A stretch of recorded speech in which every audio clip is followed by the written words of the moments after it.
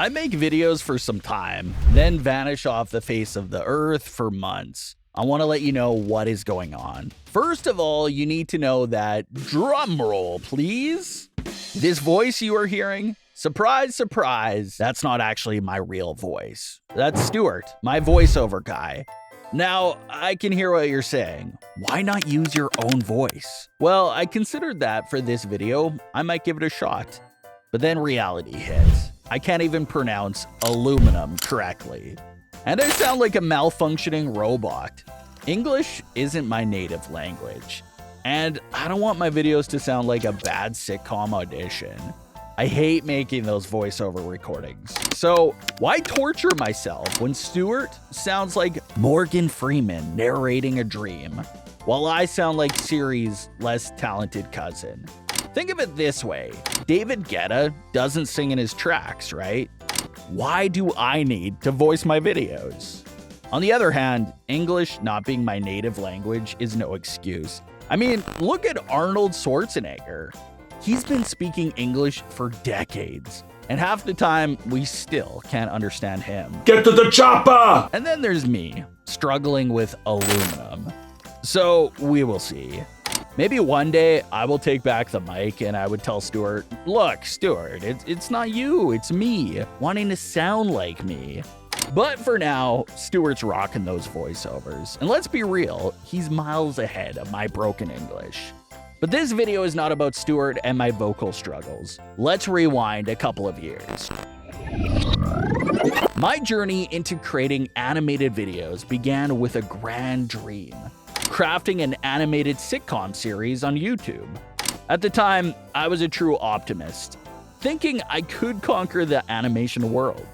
However, reality slapped me awake like a wet noodle. Animation is a slow game. It takes forever to create something. I started small with those bite-sized 5 to 15 second videos. I had to figure out the ropes and find ways to speed things up. I did uncover some slick shortcuts. My videos are quicker to produce now, and I'm convinced they get better visually by the day. But when it comes to long-form content, yeah, I flopped big time. I couldn't write. Writing scripts in English is like attempting to play chess blindfolded for me. And I could barely play chess with both eyes open. But hey, I'm learning, and I'm getting better, and that's what matters. I think even Shakespeare probably had a few rough drafts. So I stuck to the short format and brought in voiceover artists. Initially, those videos didn't get much love, but then I made that Wi-Fi password video and boom, it exploded. I've never seen anything blow up that fast since my childhood chemistry experiment. I was hooked, folks. It felt like I cracked the YouTube Enigma code. But nope, turns out that one video was just a wild joke by the almighty algorithm. They say slow growth on YouTube is the way to go, and I agree. But convincing yourself of that after a viral hit is like trying to persuade a toddler to eat broccoli after they've had a taste of chocolate cake. You're chasing that high, and it can mess with your head. Musicians too, right? You know how musicians have that one-hit wonder? Well, my Wi-Fi password video was my Macarena moment. Now I'm just hoping I don't end up like the Macarena guys, forever stuck doing the same dance at parties. When the Wi-Fi video exploded, I felt the pressure to crank out more content while it was hot. I became obsessed, neglecting my other work and pouring more time into making YouTube videos.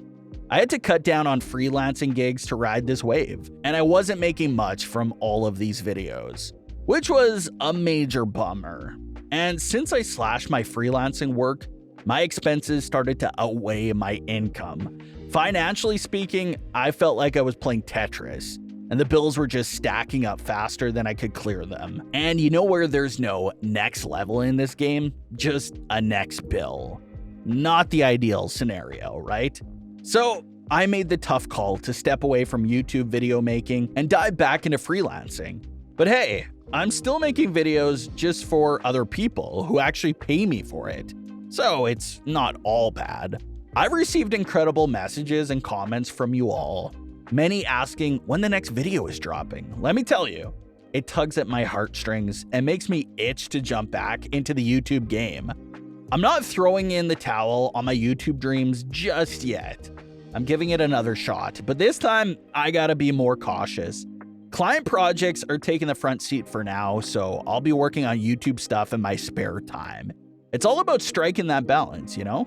It would be nice to spend like 5 or 8 hours a day on YouTube stuff, and that would be a whole different ballgame compared to just an hour here and there. But right now, I can't afford that. So stay tuned for more content, but bear with me if it's not as frequent as you wish. It feels like I'm running a marathon with my feet tied together. I'll get there eventually, but it's gonna be a long journey.